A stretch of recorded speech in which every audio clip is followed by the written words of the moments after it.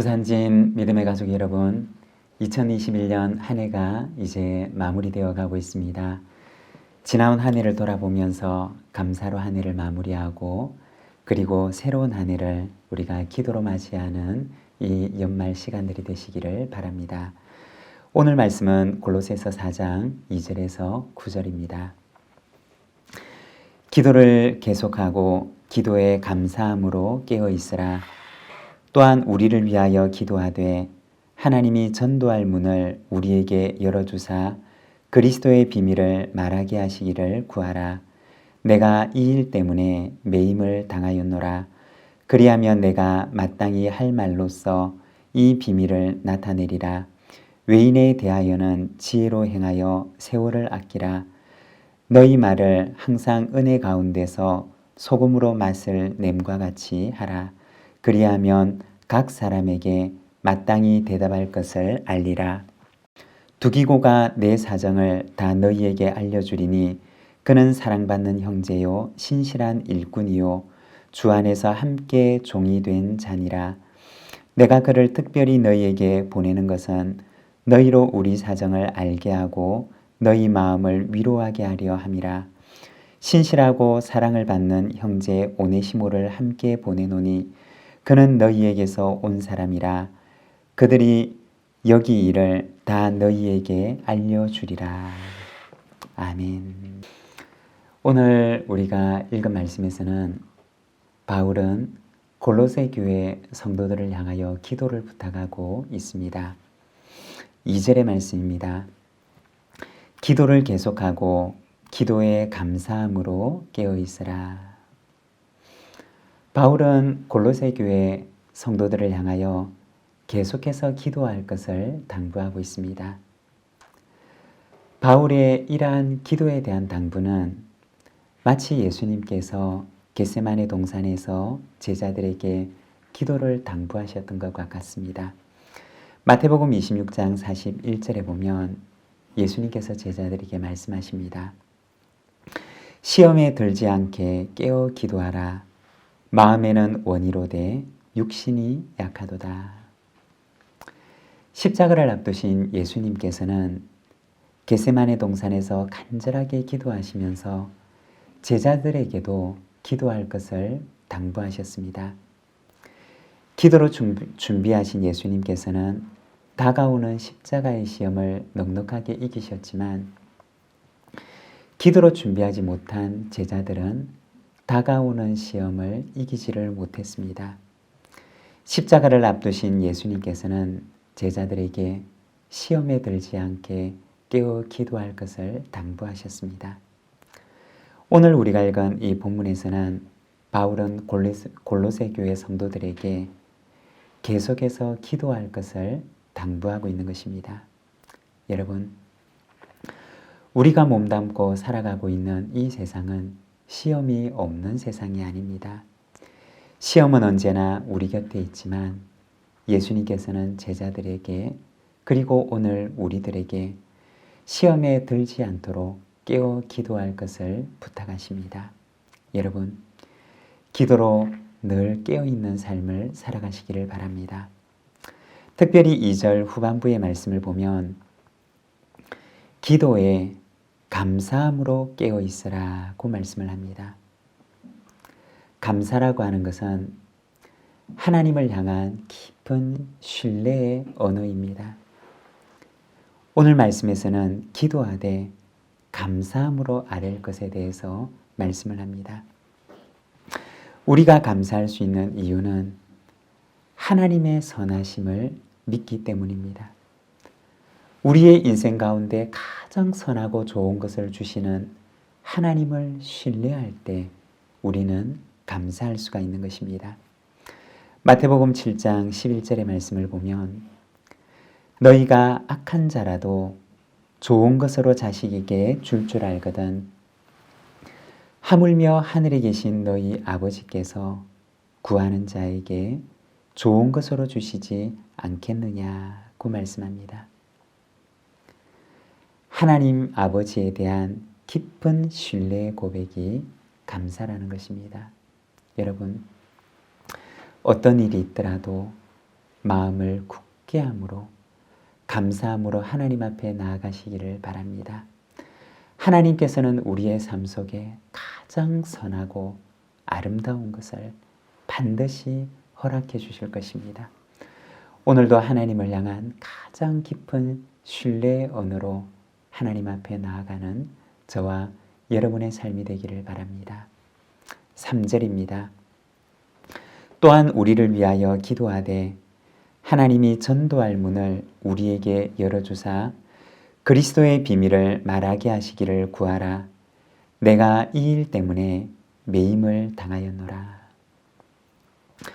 바울은 골로새 교회 성도들에게 기도를 부탁하는데 전도의 문을 열어주시기를 기도하라고 이야기를 합니다.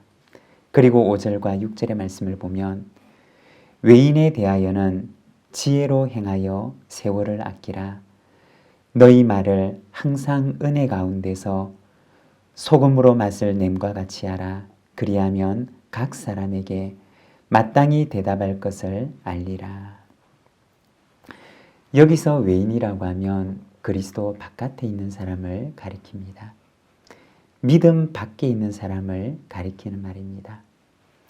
그들을 향해서는 지혜로 행하고 세월을 아끼라고 말합니다.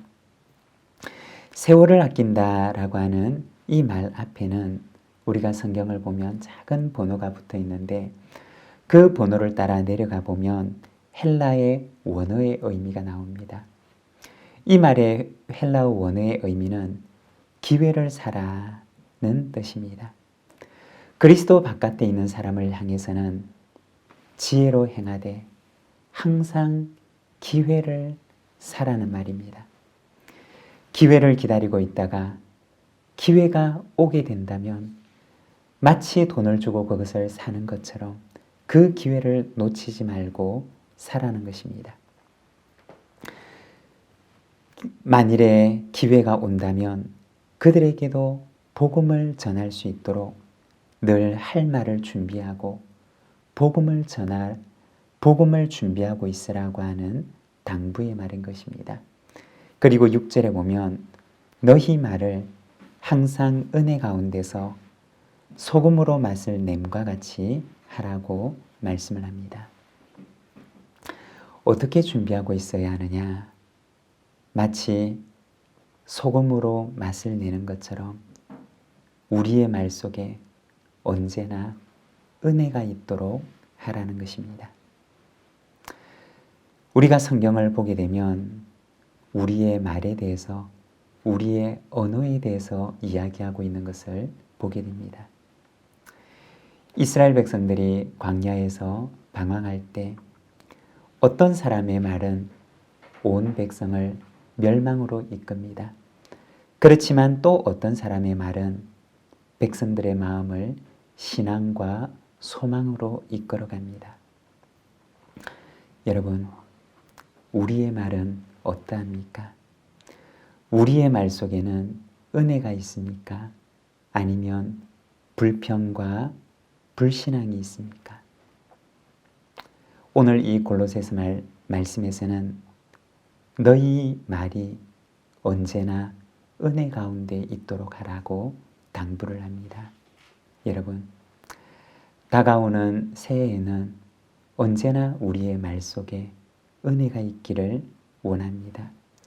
우리의 마음을 은혜와 감사로 굳게 하며 하나님 앞에 살아가는 이 한 해가 되시기를 바랍니다. 7절부터 이어지는 말씀에서는 이 편지를 가지고 골로새 교회를 향해 가는 사람을 소개하는데 두기고라고 하는 사람과 오네시모라고 하는 사람에 대해서 소개를 하고 있습니다. 여러분, 여기에서 오네시모라고 하는 사람을 기억하십니까? 아마도 이 오네시모는 가슴에 빌레몬에게 보내는 편지를 가지고 가고 있었을 것입니다.